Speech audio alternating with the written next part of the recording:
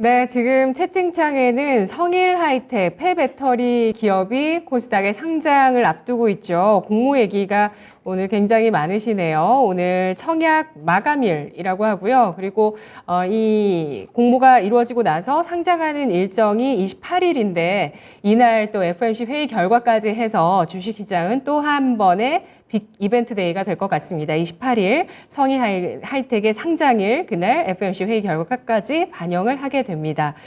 오늘은 어떤 주제를 가지고 또 이야기를 나누게 될지 화면으로 확인해 보시죠. 코로나 확진자 수 급증, 제2의 팬데믹 가능성은? 메리츠증권의 이희권 지점장과 함께하겠습니다. 안녕하십니까? 네, 안녕하세요. 네, 코로나 요즘 또 퍼지고 있어요. 재감염되신 분 주변에 계신가요? 신규 확진자가 주변에 많이 늘어나는데 저희 지점에서도 많이 늘어나시거든요. 저희 주변에서도 많이 늘어나시는데 신규 확진자가 늘어날 뿐이지 재감염 되신 분들은 아직 사례를 발견하지 못하고 있어요.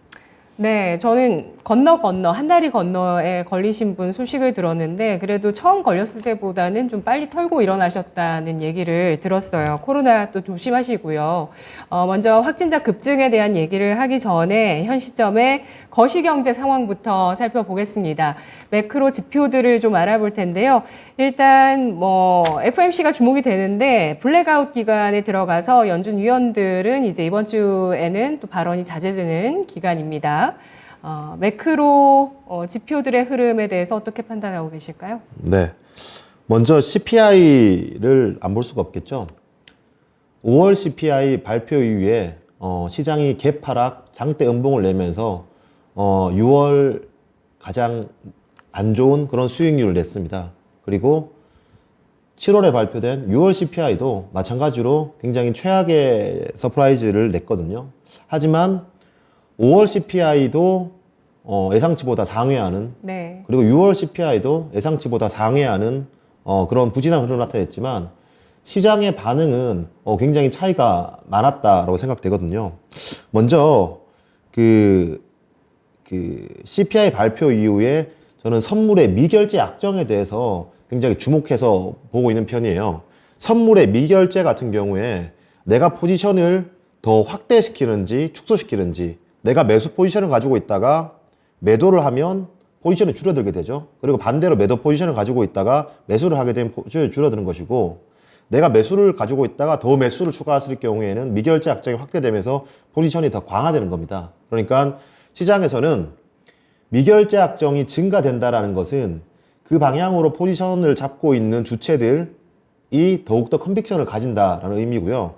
미결제 약정이 축소된다는 것은 이제 그 포지션을 가진 주체들이 포지션을 점점 더 줄이고 이제 이익을 이제 차익 실현을 거두는, 또는 손절 같은 경우 손절매를 하는 그런 미결제 약정을 보고 주체들의 수급을 판단할 수 있는데요. 네. 굉장히 의미가 있었던 부분은 5월 CPI가 아마 6월 13일에 시장에 처음으로 영향을 줬을 겁니다. 그 지수 차트를 보시면 6월 13일에 개파락 음봉 이후에 계속 흘러내렸거든요. 하지만 미결제 약정 같은 경우에 지수가 흘러내림에도 불구하고 미결제 약정은 오히려 증가하는 모습, 증가하던 추세가 계속 증가하던 모습을 보여주었어요. 그렇기 때문에 지수를 깨고 내려갔지만 저가 매수를 하기보다는 그 하방으로 더 보는 포지션들이 외국인과 기관의 포지션들이 많았고요. 반대로 7월 11일이었을 거예요. 아마 지난주 수요일에 발표가 되고 목요일에 우리 시장에 영향을 줬을 텐데, 그 이후에 7월 13일 그 이후에 미결제 약정을 보면 오히려 미결제 약정이 주는 움직임을 보였거든요. 그리고 그 당시 때 환율이 신고가를 뚫었습니다. 환율이 신고가를 뚫었음에도 불구하고 지수는 신저가를 지켰거든요. 만약 이 6월 CPI 이후에 7월 CPI도 이 피크아웃에 대한 기대감이 없다라면, 또는 그 7월 CPI도 예상치를 상회할 것이라는 우려감이 있었더라면 7월 CPI가 발표되는 건 8월 초중순인데 이번 선물 옵션 선물의 만기는 9월 달이거든요. 그렇기 때문에 지금 포지션을 정리할 미결제를 줄일 만한 이유는 7월 CPI의 피크아웃밖에 없다라고 생각이 돼요. 그렇기 때문에 저는 이번에 이런 그 미결제 약정을 봤을 때, 5월 CPI를 발표했을 때는 시장이 전저점을 뚫고 내려갔지만 6월 CPI를 발표했을 때는 오히려 양봉을 내는 모습들이 7월 CPI에 대해서 더욱더 기대감을 가져가는 모습이고요. 여기에 조금 더 제가 그 포지션에 대해서 좋게 생각하는 이유는 아마 6월 CPI를 발표하고 그 종가 부근에 베이시스가 1.25, 1.5 정도 수준이었을 겁니다. 이건 근래 베이시스가 1 이하였거든요. 베이시스는 선물 빼기 현물의 가격인데 베이시스가 크다라는 것은 선물이 현물에 비해서 비싸게 거래가 되고 있다는 의미입니다. 최근에 베이시스가 1 이하였는데 6월 CPI를 발표하고 나서 미결제 약정 크게 줄이면서 베이시스를 높였다는 것은 선물을 과감하게 사면서 그동안 하방 포지션을 어느 정도 커버했다라는 의미거든요. 그 선물을 먼저 당김으로써 베이시스를 올림으로써 이번 주에 특별한 이유 없이 삼성전자나 하이닉스의 그런 그 오히려 안 좋은 뉴스들이 많았는데 삼성전자와 하이닉스에 외국인 수급이 들어왔거든요. 이는 선물을 먼저 당기고 현물을 베이시스로 맞추는 그런 현상이었고요. 저는 한 번 더 그 이번 그 6월 CPI의 피크라고 보는 이유가, 또는 피크가 아니더라도 충분히 프라이싱 됐다라고 보는 이유가, 최근에 심리적인 요소에서 그 CPI 전문가들이 굉장히 많이 나타나고 있어요. 우리가 CPI를 최근에 주목을 했지 그 이후에는 그냥 여러 가지 지표 중에 하나라고 생각했거든요. 그런데 요즘에는 이 CPI가 며칠에 발표되는지, 그리고 몇 시에 발표되는지, 그 구성 항목은 어떻게 되는지에 대해서 전문가들이 많이 나타났거든요. 생각해보면 우리 그 18년도였나요? 그 당시 때 정말 다들 대북주에 대해서 관심 없을 때 어느 순간 대북 분위기가 흘러가니 다들 북한 전문가라고 굉장히 매스컴에 많이 도배가 되었습니다. 그건 그 사람들이 잘 안다, 잘 모른다를 떠나서 관심이 많다는 것은 그 요소에 대해서 주가적으로 프라이싱이 많이 되어 있다는 의미거든요. 때문에 저는 이번에 이런 CPI에 대한 관심들, 그리고 다들 귀를 기울인다는 측면에서 충분히 이 CPI 피크아웃에 대해서 저는 프라이싱 되었다고 생각하고, 설령 여기서 그 목표 금리, 중립금리에 대한 목표 금리만 올리지 않는 이상, 금리가 여기서 고점을 뚫지 않는 이상 금리 상승에 대해서는 제한적이라고 보고, 만약 점진적인 금리 상승이 있다고 하더라도 저는 굉장히 프라이싱 되었다고 보고 있습니다. 그리고 여기서 만약 그 우리의 기대대로 금리 그리고 물가에 대한 피크아웃이 결국은 올 텐데, 그 결국은 왔다라면 지금까지 금리를 올린 폭은 향후에는 언젠가는 다시 금리를 내릴 수 있는 유동성 장세의 폭이 될 거기 때문에 저는 이번 CPI 발표가 이제 바닥을 지나가는 흐름, 기간 조정, 가격 조정에서 기간 조정으로 이어질 수 있지만 가격 조정이 추가로 가기에는, 시스템 리스크를 가기 전에 가격 조정이 추가로 이어지기에는 저는 굉장히 제한적이다라고 매크로를 판단하고 있습니다. 네, 알겠습니다. 매크로 상황, 일단 물가 지표, CPI의 피크아웃 가능성에 대해서 시장이 전망하고 있다는 것을 주식시장의 반응을 통해서 예측하고 있습니다. 그러니까 지난달 CPI 발표 이후에 지난달 같은 경우 6월에는 5월 지표가 발표되면서 쇼크 수준이 나왔지만 역시 안 좋은 그런 좀 악화된 물가 지표였음에도 불구하고 이번 달에는 그런 반응이 나오지 않았다는 점에서 이제는 이런 악재에 둔감해지고 오히려 악재가 노출되었을 때 주식시장이 올라가는 흐름이 나오고 있다는 점에 대해서 주목을 하고 있는 건데요. 따라서 7월 CPI의 피크 아웃 가능성 예상을 하고 있는 거고요. 그리고 또 미결제 약정 같은 경우는 뭐 6월, 7월 계속 주식시장이 좀 안 좋았지만 7월 초부터 좀 증가세가 둔화되고 있다는 점을 주목하고 있습니다. 이러면서 이제 삼성전자와 SK 하이닉스의 반등으로 또 시장 또 끌어올려지는 이런 반응이 나오고 있다라는 점을 주목하고 있는데요. 금리 같은 경우는 그러면은 연말에 지난번에 지점장님도 그렇게 전망을 하셨나요? 연말에는 연준에서 스탠스 변화를 줄 거다. 충분히 그럴 수 있죠. 예. 그리고 그게 가장 기대하는 시나리오죠. 예. 연말이면 이른 전망이고요. 그리고 어느 정도의 그 지난번에 그 금리 스프레드를 제가 보여드렸습니다. 네네. 이번 금리와 차월물 금리의 마이너스, 그 금리 스프레드가 내년 말 정도에는 하락하는 차트를 보여줬는데, 그건 지금은 금리를 올리지만 올해가 지나고 내년 초 정도에는 하락한다는 것은 금리가 올해 말 피크아웃에 대한 기대감이 있거든요. 저는 지금 우리가 고통을 받으면서 금리가 올라가는 이런 룸을 우리의 총알이라고 생각해요.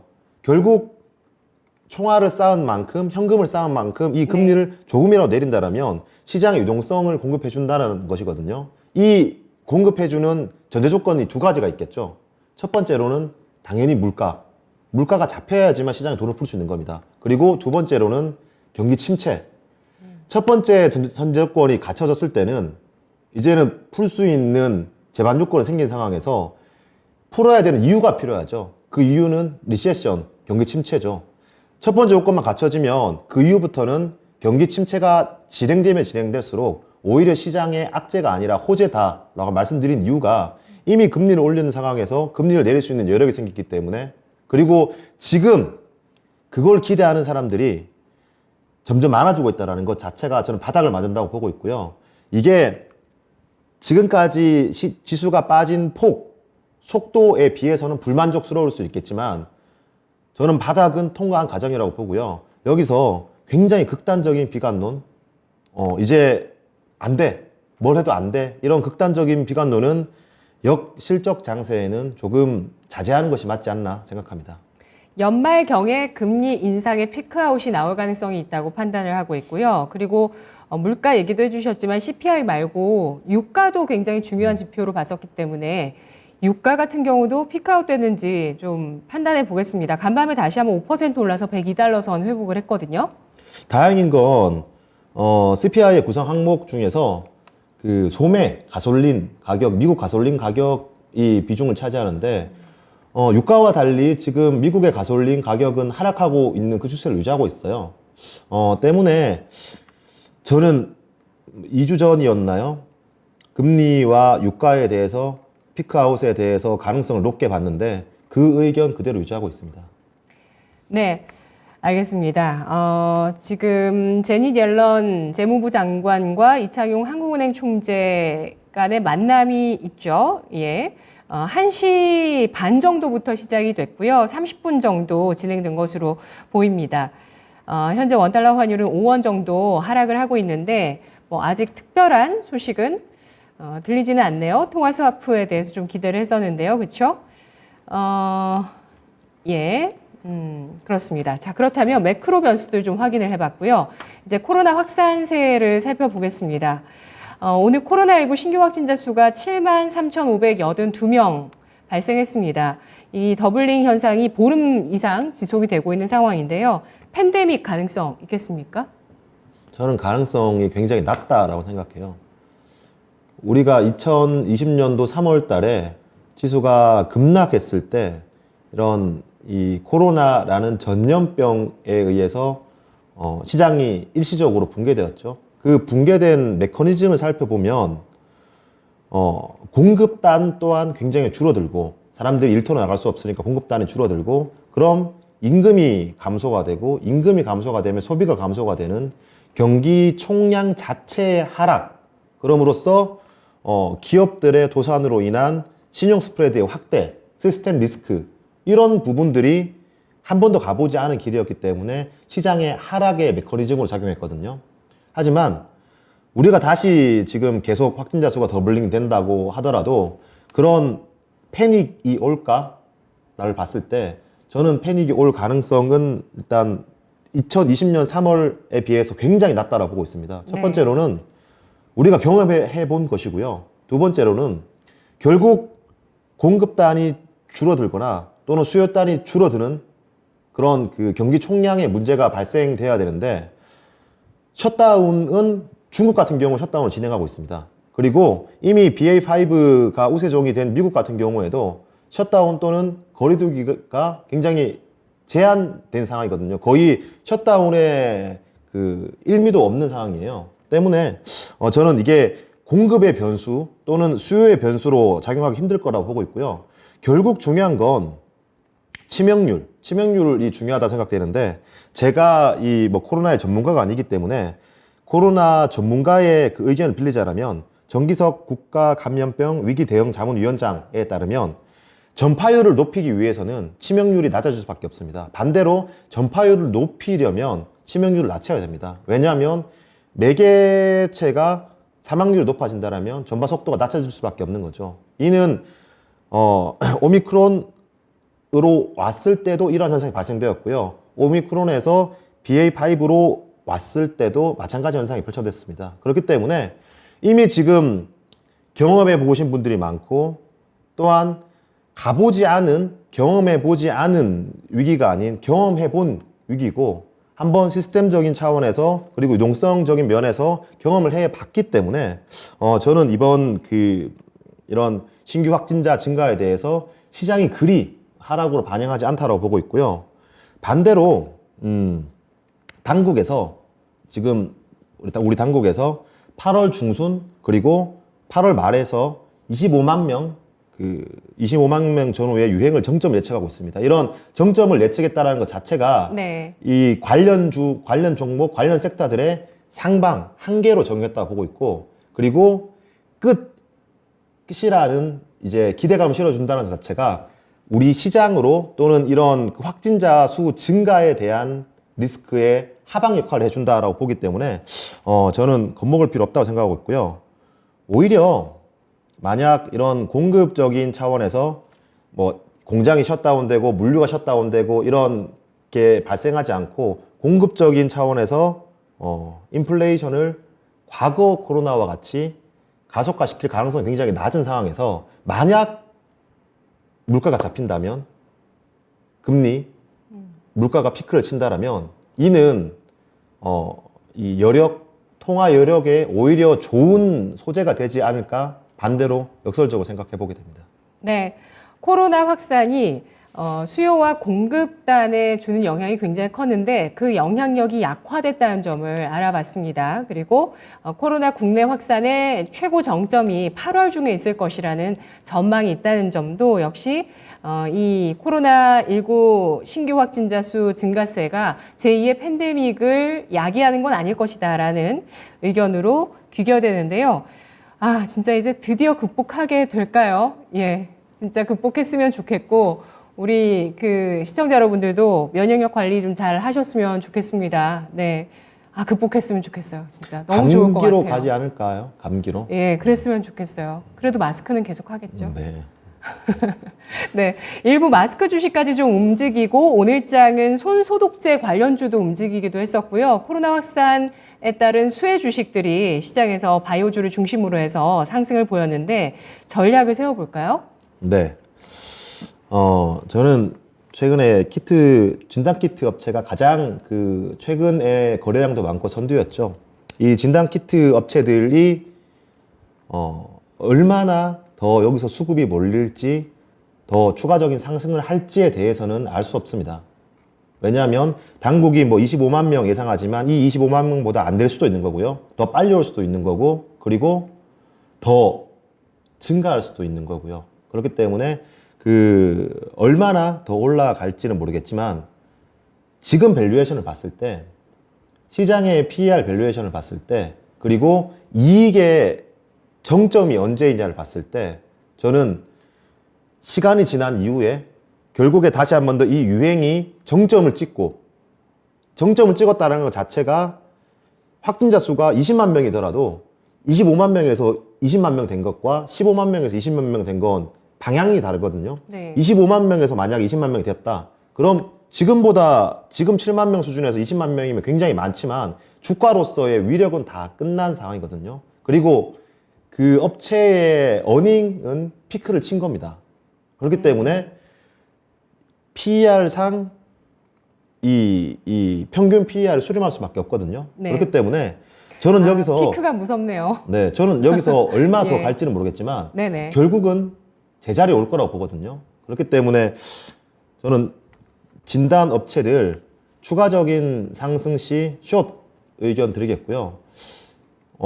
최근에 뭐 휴마시스라든가 랩지노믹스, 엑세스바이오 이런 그 바디텍메드 이런 진단업체들에 비해서 과거에 유행할 때는 시젠이나 휴마시스가 가장 대장이었어요. 그런데 지금 시젠 같은 경우에 가장 약한 모습 보이고 있죠. 이는 시가총액이 크기도 하지만 네. 저는 선물 시장에 상장되어 있는 영향이다라고 보고 있거든요. 다른 종목들은 공매도가 치기 어렵습니다. 지금 코스피, 코스닥 주요 지수 안에 포함되지 않은 종목들은 공매도를 하기 어려워요. 그런데 시젠 같은 경우에는 선물 매도가 가능하거든요. 그렇기 때문에 시젠도 베이시스를 보면 현물이 1,500원 올라갈 땐 선물은 1,000원 올라가요. 이 말은 선물이 낮게 거래가 되고 있다는 의미거든요. 선물이 낮게 거래가 되고 있다는 건 시간이 지나면 빠질 거야 라고 보는 선물 참여자들이 많다는 겁니다. 그리고 현물이 1,000원 빠질 때 선물은 1,500원 빠지거든요. 그만큼 선물이 더 하락 방향을 파고 있다는 건 이게 더 얼마든 더 올라갈 수 있어. 하지만 여기서 산 것, 그리고 올라갔을 때 더 추가로 내가 숏을 한 것은 결국 숏커버를 할 때는 먹을 수 있는 룸이 있어. 상방향은 모르겠지만 하방향에 대한 그 포지션은 확실하다라고 보는 거죠. 그렇기 때문에 저는 이런 포지션들이 이루어지는 부분이고요. 조금 생각을 확장을 해보면 안랩을 쉽게 생각하면 됩니다. 가만히 있던 가만히 있던 안랩이 특정 시기만 되면 바닥에서 2~3배씩 올라가거든요. 그때 굉장히 집중되는 포지션이 선물에서 안랩 매도 포지션에 굉장히 집중돼요. 미결제 약정이 늘어나고, 그건 개인들이 매수를 할 땐 2배 올라갔으니까 여기서 또 20%, 30%더 올라갈 수 있어. 이런 생각과 2배 올라간 상황에서 여기서 내가 선물 매도 포지션을 잡고 추가로 올라갔을 때는 내가 물타기를 한다. 그리고 빠졌을 때는 시간이 언제든지 결국 제자리에 가기 때문에 내가 그 매도 포지션을 활용한다. 저는 지금 시장에서 약간 애매한, 그리고 이미 당국에서 저는 25만 명이라고 얘기한 것 자체가 좀 부담스러워요. 왜냐하면 만약 25만 명을 넘어갈 경우에 당국 입장에서는 좀 본인들의 예측치가 틀린 상황이거든요. 이는 굉장히 보수적인 예측치를 줄 수밖에 없습니다. 상당히 높은 보수적인 예측치를. 적어도 이 언더에서 끝날 수 있을 만한, 때문에 이렇게 얘기한다는 게 지금 7만 명에서 25만 명 가면서 주가가 더 올라가기보다는 시장에 25만 명이라는 수치가 제시되었을 때 그 25만 명을 굉장히 높은 확률로 프라이싱 했을 가능성이 높다고 생각되기 때문에 저는 차트를 워낙 잘 보시는 분들은 이런 진단키트 종목들에 대해서 트레이딩 대응을 하겠지만 오히려 안정적으로 먹을 수 있는 룸은 저는 여기서 선물 매도다라고 보고 있고요. 만약 이 포지션이 달라진다면, 그 확산세가 조금 진정된다면, 계속 사이클이 돌아왔죠. 과거에 이 유행이 진정되는 사이클에 가장 먼저 고개를 든 종목들 기억해 보시면 리오프닝 종목이었습니다. 하나투어, 모드투어, 파라다이스, GKL, LG생활건강, 아모레퍼시픽. 그 당시 때도 제가 리오프닝 종목들 말씀드리면서 하나투어 말씀드리면서 선물 매도 의견 드렸었는데, 아마 그때 시청자분들이 나 오늘 매수해야지 라고 아마 답변을 주셨을 거예요. 그런데 지금 상황은 완전 다른 상황이거든요. 소비가 굉장히 유축되고 있습니다. 그리고 사이클이 계속 진행되고 있다는 건 진폭이 작아지고 있다는 것이거든요. 처음에 확진자 수가 발생되었을 때 그 사이클과 두 번째, 세 번째 유행의 사이클이 계속 줄어들고 있습니다. 이는 사이클이 소멸에 가까워진다는 것이고, 이 유행 이후에 다음 리오프닝에 대한 사이클은 분명히 실적에 대한 이 신뢰감을 더욱더 중요하게 볼 것이거든요. 지금 근데 여행, 소비, 리오프닝, 음주에 대한 실적에 대한 기대감을 높일 수 있을 만한 상황은 아니기 때문에 저는 결론적으로 리오프닝에 관련된 종목, 진단키트에 관련된 종목도 우리가 굉장히 자제적인 트레이딩으로 접근하자라는 거고, 이걸로 우리가 시장에 매도 포지션, 매크로의 매도 포지션을 강화시킬 필요는 없지 않을까. 이만큼 경기 위축과 리시에성과 물가에 대해서 반영이 된 상황에서 크게 가져갈 필요는 없다라고 봅니다. 네. 실적 관점에서 그래도 리오프닝 주 가운데서 주류 쪽은 괜찮지 않을까요? 최근에 나타나고 있죠. 그 하이트 진로 같은 경우에 정말 저는 그 하이트 진로를 담당하시는 애널리스트 분의 커버력이 대단하다고 생각하는데 직접 다 소매점을 찾아가 보세요.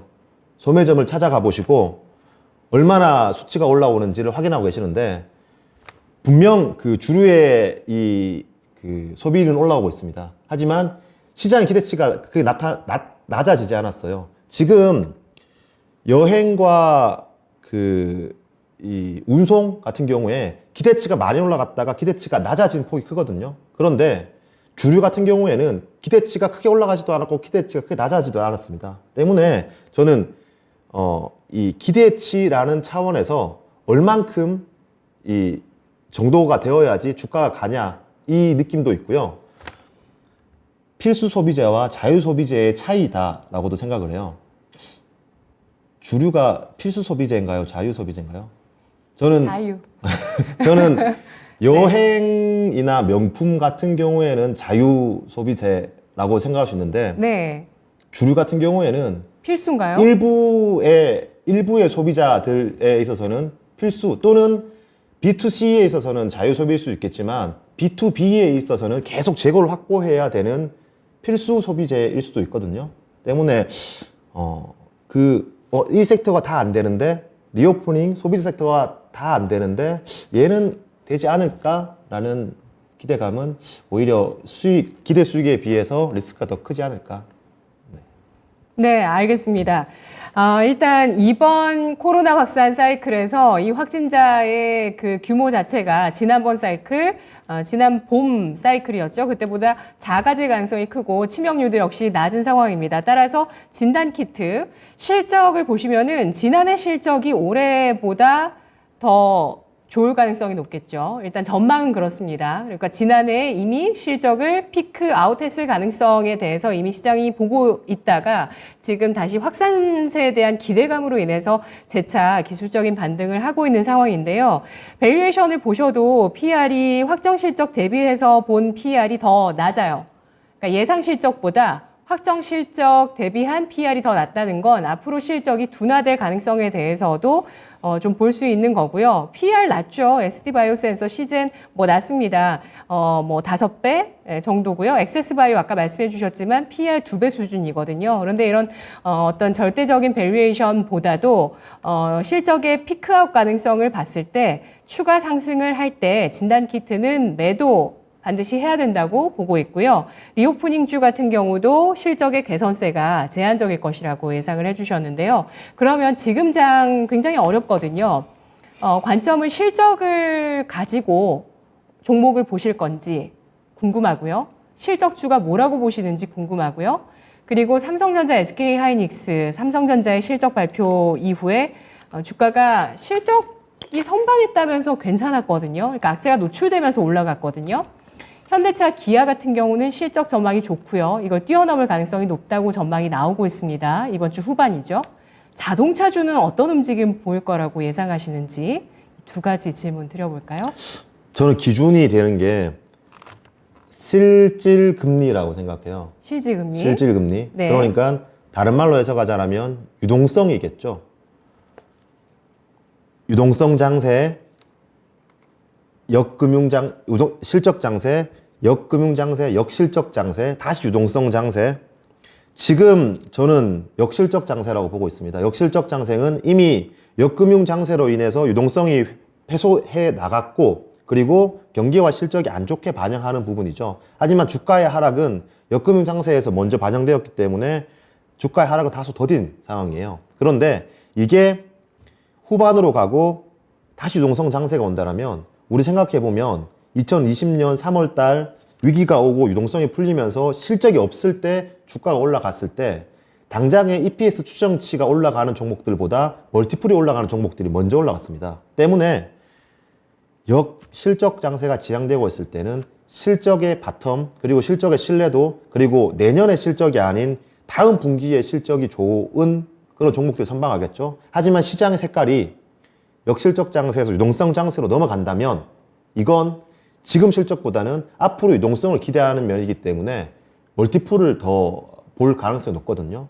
결국 주가, 미래의 그 프라이스는 예상되는 EPS 곱하기 멀티플인데 EPS를 높여주는 시장이냐 멀티플을 높여주는 시장이냐를 봐야 되고, 지금은 역실적 장세이기 때문에 실적, 하지만 금리가 어느 순간 피크아웃을 하고, 또는 연준의 스탠스가 이제 우리 뭐 중립금리 수준 또는 물가가 안정적으로 접어들었습니다, 또는 조금이라도 이제 그 낮출 수 있는 제스처를 취한다라면 이건 다시 유동성 장세로 들어가기 때문에 그때는 멀티플. 그때는 이 종목 실적이 지금 안 좋은데 예.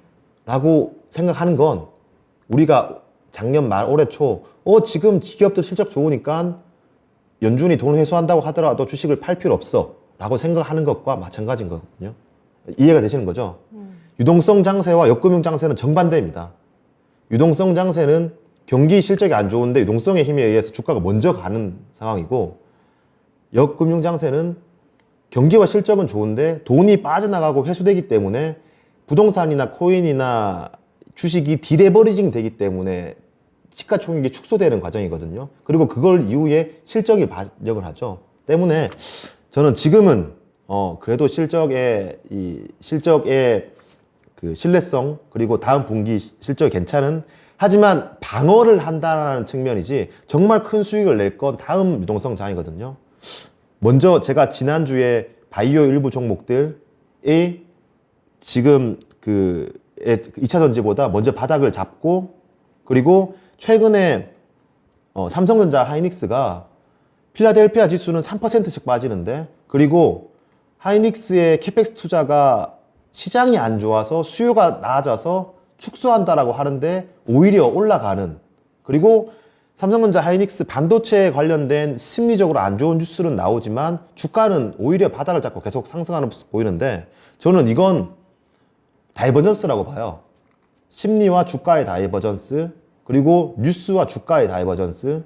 보조지표적으로 뭐 주가는 빠지는데 거래량이 올라가서 보조지표적으로 발생하는 다이버전스 외에 저는 심리의 다이버전스도 굉장히 중요하다고 생각하고 있거든요. 네. 그래서 바닥은 지금이 바닥입니다 라고 알 수 없고 지나고 봐야 바닥을 아는 것처럼, 저는 이런 이 심리적인, 뉴스적인, 그리고 특별한 이유가 없이 바닥을 잡는 것 자체가 낙폭 과대 구간에서 삼성전자, 하이닉스가 먼저 보여준 거고, 그리고 미국도 그렇고 우리나라도 그렇고 당장 믿을 실적이 없는 그냥 기대감으로 봐야 될 가장 역금융 장세에 안 좋은 바이오 종목들이 먼저 올라온다는 것 자체가 시장의 매크로적인 게 기간 조정은 있을 수 있겠지만 추가적인 가격 조정은 굉장히 제한적이라고 보는 이유 중에 하나입니다. 네.